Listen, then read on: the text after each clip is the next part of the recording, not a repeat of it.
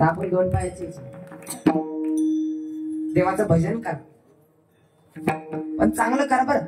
हा, आमच्या गावकडल्या बाया म्हणतात भजे खा त्वरित भावना युक्त आहे ना, भजे खा त्वरित भावना युक्त. बरीकडल्या बाया भजन करतात, पण संसाराचं करू नका, परमार्थाच करा. आमच्या दिंडीत एक बाई आली होती, मग ती मुकाट्याच राही अशी. मग तिला काही बाय म्हणे आजी माय भजन म्हण ना. मग ती भजन म्हणायला लागली. मले नवऱ्यानं मारलं व आत्या बाई ना सासूबाई. घरच चिंता. सोयऱ्या धायऱ्यानं अंधन घेतलं, यानं सारं युकून टाकलं. 2 गदारू पिऊन आलं व मले बद बद मारलं. हे संसाराचं चिंता नाही ना.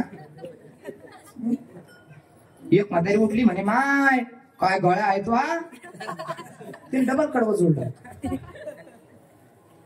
भर दिवाळीने दारू पेला, यानं बाई फटाका फोडला. शेजाऱ्याचा कापूस जाळला, 2 दारू पिऊन आला व लोकांना बद बद हाणला. हे संसाराचं नामचिंतन. संसाराचं नामचिंतन करू नका, देवाचं करा. पण देवाला काहीतरी चांगलं मागा ना. एक आमच्या गावची म्हातारी म्हणे देवा आणि मी मेला नाही बाब्याचं कसं होईल. बाब्याचं काही होत नाही, तू मरणं गरजेची. हीच बाब्याची बिस्किट चोरून खाती म्हणजे मी मेला बाब्याचं काय, आता बाब्याचं काय होणार आहे. हे आमच्याकडे ना. हा, तुमच्याकडे काय मला मी काला वस्तू राहायचं.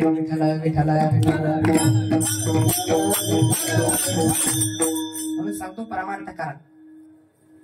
लुबाडीचा कोणाचा फुकाचा पैसा घेऊ नका, कारण तो काही सुख देणारा नाही ना. ज्याच्या घरी 2 नंबरचा धंदा पैसा येतो ना फुकाचा, त्याच्या घरी एक बावळ आहेच. कुठं पहा तुम्ही असं रोज डॉक्टरी घरी, त्याच्या घरी आहेच बावळ एखादा असं. मी गेलो एखाद्या घरी असं बसेल माझ्याकडेच पाहिजे. म्हणलं बाबा चहा पाणी, म्हणलं दूध कॉफी, म्हणे दारू. असे लोक ज्यांच्याकडे फुकाचा पैसा आहे ना, त्यांच्याकडे एक बावळ आहे आणि त्याचे पोरं काही चांगले निघत नाही.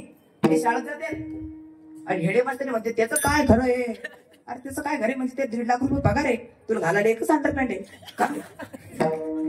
हेडे मास्तरचं काय खरं. म्हणून सांगतो भजन करा देवाचं, त्यातच माणसाच्या जीवनाचा उद्धार आहे. विठ्ठल विठ्ठल.